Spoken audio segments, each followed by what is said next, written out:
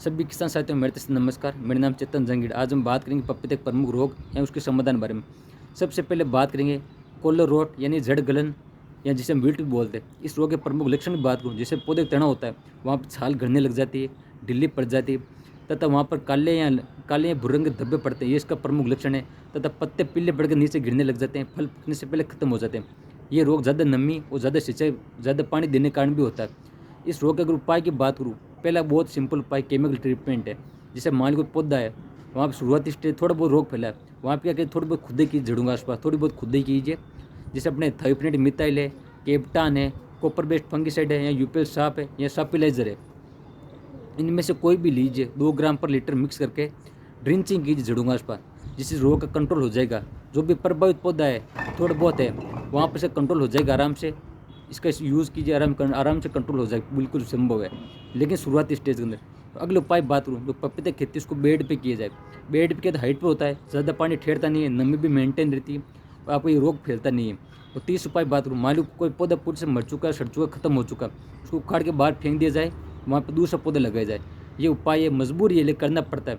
तो अगले उपाय बात करूँ, वो है डंपिंग ऑफ। ये नर्सरी लेवल का पौधा है, जिसे नर्सरी लेवल का डिजीज़ है। जैसे हम कोई नर्सरी तैयार करते हैं पपीते की, वहाँ पे क्या होता है, एक जड़ें काली पड़ने लग जाती है।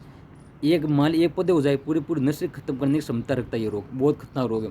अगर उसका मेन कारण बात को, ज़्यादा नमी हो जाती है या कभी ट्राइकोडर्मा वाले खाद काम में नहीं लेते, तो ये भी कारण है। अगर बचाव उपाय बहुत सिंपल, जैसे अभी मैंने बताया, और जो नर्सरी तैयार करने से जो मिट्टी होती है, जो नर्सरी वहाँ जहाँ पर नर्सरी तैयार करेंगे वहाँ पर ट्राइकोडर्मा वाली खाद काम में लेनी चाहिए। मान लिया आपने खाद काम में नहीं ली और रोग हो गया है, तो जैसे यूपीएल का साप हो गया, या थायोफिनेट हो गया, या मेटालेक्जिल प्लस मेनकुजब, इन तीनों में से कोई भी एक टेक्निकल लीजिए, आराम से स्प्रे कीजिए, आपका रोग कंट्रोल में हो जाएगा। अगर पपीता के बीज के रेट की बात करूँ, जैसे हमने रेड लेडी है, तो ओरिजिनल बीज आता है, उसकी कीमत है 3 लाख रुपये पर केजी, इतना महंगा बीज आता है।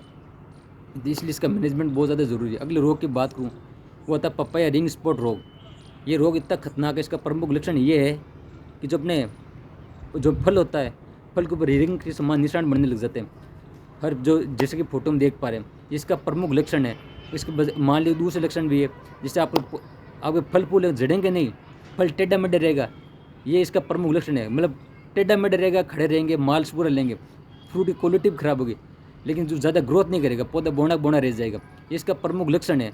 मतलब फूल पर झड़ेंगे नहीं, लेकिन खराब क्वालिटी होंगे, ये लेकिन प्रमुख सिम्टम बात करूँ, ये फ्रूट वाला ही है, उसके ऊपर रिंग के समान धब्बे बनने लग जाते हैं, इसका प्रमुख लक्षण है। कभी पत्ते बड़े हो जाते हैं या चमड़े के समान होने लग जाते हैं, ऐसे कप टाइप हो जाते हैं, ये इसका प्रमुख लक्षण है। जैसे कि अब मैं आपकी फोटो में बताऊंगा साथ वीडियो के अंदर। और अगले इसमें क्या है, अगर उपाय की बात करूँ, सबसे बड़ा उपाय ये रोग फैलाने का काम करते हैं। जो अपने घुसपैठी बताऊँ, जो अपने आतंकवादी कौन है, ये वाइट फ्लाई और एफिड, ये 2 ऐसे कीड़े हैं जो रोग को फैलाने का काम करता है। पहली बात है, रोग खुद कभी नहीं फैलता, विषाणु जनित रोग है, ये रोग खुद कभी नहीं फैलता। मान लो प्रभावित पौधा यहाँ वाइट फ्लाई या एफिड यहाँ बैठेगा, दूसरे पौधे पर जाएगा, इस तरह रोग फैलता रहेगा। इसलिए ज़रूरी है कि आप ना इन 2 कीटों को कंट्रोल करें।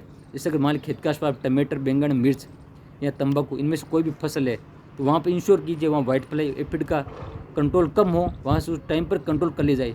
मान लीजिए फसलें नहीं है, आप खेत दूर है, तो एक काम कीजिए, खेत के अंदर हल्का फुल्का स्प्रे लेते रहिए।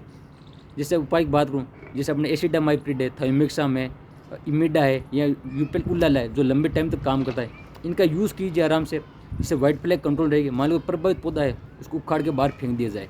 कभी कभी करना पड़ता है, जो पूरी तरह से खराब हो जाता है उस पौधे करना पड़ता है, क्योंकि अब खाद पानी सब लेगा, खर्चा पूरेगा, लेकिन कुछ माल मिलेगा नहीं, तो ये बहुत नुकसान ही है। और अगले रोग की बात करूँ, जिसका नाम है पपाया लीफ कर्ल वायरस। इस रोग का मेन चीज़ क्या है, ना फूल बनते हैं ना फल बनते हैं, पौधा खड़ा रहता है, आप खाद भी सब लेगा, डीएपी, यूरिया, जो भी जमीन कुछ भी देगा, सब पूरा माल लेगा, लेकिन कुछ देगा नहीं। ये रोग ऐसा है, सबसे खतरनाक रोग में से यही आता है। इसमें पत्ते पूरी बड़े हो जाती है, कुछ नहीं, पत्ते पूरी सिकुड़ जाती है, कपटा पूरी स्ट्रक्चर हो जाती है, इसमें पूरा सिर होता है, सिर पूरा बंद जाता है। इसका पूरा ये प्रमुख लक्षण है। इस रोग में वही कारण है जो अपने रिंग स्पॉट के अंदर है। कारण ये है कि जो अपने होते हैं ना वाइट प्लेग एफिड, इस रोग को फैलाने का काम करती है। इस बार एक और उपाय बताना चाहूँगा। जैसे अपने येलो स्टिक ट्रैप आता है या ब्लू स्टिक ट्रैप आता है, ये खेत में लगाना चाहिए, जिससे हमें पता चल जाता है ये रोग हो रहे हैं या नहीं हो रहे, जिससे हम आराम से पहचान कर सकते हैं। और एक और उपाय बात करूँ, जैसे अपने सबसे बढ़िया बात है, जैसे अपने कोई खेत है, खेत में ना वाइट फ्लैग कंट्रोल बहुत ज़्यादा ज़रूरी है। एक जो उपाय बता रहा था, कि जो अपने पपीते की प्लांटिंग है, अगर हम उसको अक्टूबर टाइम करें, जैसे अक्टूबर में क्या होता है, वाइट फ्लाई एफिड का कंट्रोल मतलब कंट्रोल रहता है ऑटोमेटिक, उस टाइम मौसम ठंडा रहता है जिसकी आराम से कंट्रोल हो जाती है। उस टाइम दवाई की स्प्रे भी नहीं लगता, खर्चा भी नहीं लगता। लेकिन समस्या है कि पाले की समस्या, उस पाले की समस्या कंट्रोल करना पड़ता है, तब जाके रोग आराम से कंट्रोल रहता है। लेकिन खाली पाले का कंट्रोल करना ज़रूरी है, खाली ये रोग तो कंट्रोल आराम से रह जाएगा। तो अगले रोग की बात करूँ जिसका नाम एंथ्रेक्नोज, ये मुख्यतः फल के ऊपर लगता है। वहाँ पर भूरे रंग के वो धब्बे बनने लग जाते हैं, कभी कभी काले रंग के धब्बे बनते हैं, अंदर से सट जाता है, जब काटते हैं अंदर से लिसलेस सा एकदम गिला गिला टाइप बन जाता है। इसका प्रमुख लक्षण है, ये आपकी फ्रूट क्वालिटी को एकदम जीरो कर देता है। जब मार्केट जाता है उस फ्रूट की कोई वैल्यू नहीं रहती, उसको फेंक दिया जाता है, रिजेक्टेड होता है, उसका कोई भाव नहीं मिलता है। इस रोग के बचाव की बात करूँ, बहुत सिंपल है। ये फंगल डिजीज़ है, अपने एजोक्सिस्ट्रोबिन हो गया, या कॉपर बेस्ड फंगिसाइड है, इनमें से कोई एक लीजिए, आराम से स्प्रे कर दीजिए, रोग कंट्रोल हो जाएगा। वो भी शुरुआती स्टेज के अंदर करना ज़रूरी है, वरना इस रोग का कंट्रोल नहीं हो सकता। शुरुआती स्टेज ज़रूरी है, क्योंकि फ्रूट है, जो फ्रूट क्वालिटी है उसको मेंटेन रखना बहुत ज़्यादा ज़रूरी है, वरना पूरा पैसा नहीं मिलता है। इसका प्रमुख उपाय है। अगले रोग की बात करूँ, जिसे हम पाउडरी मिल्ड्यू बोलते हैं, जिसको हमारे सभी किसान भी शायद जानते होंगे। इसमें क्या होता है, पाउडरी मिल्ड्यू में जो सफ़ेद सफ़ेद पाउडर जमने लग जाता है, जिससे क्या होता है, अपने इसके उपाय बहुत सिंपल है। जैसे यूपीएल साफ हो गया, या मेनको जब कोई भी हल्का फुल्का फंगिसाइड लीजिए, स्प्रे कर दीजिए। और कुछ और टेक्निकल बातों में बात करूँ, जैसे सर्दी और गर्मी, जो पपीते को अपने प्लांटिंग है वहाँ पर क्या हमें घास फूस की मल्चिंग करनी चाहिए, जिससे क्या होता है, हमारे पानी भी कम लगता है, तथा कुछ फंगस कुछ हद तक कंट्रोल रहती है, तथा सर्दी का प्रभाव भी कम पड़ता है पपीते के ऊपर।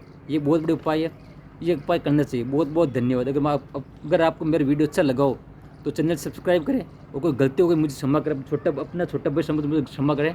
आपका बहुत बहुत धन्यवाद। तो आपको वीडियो अच्छा लगा हो सच में दिल से, तो आप वीडियो लाइक एंड शेयर जरूर करें। बहुत बहुत धन्यवाद।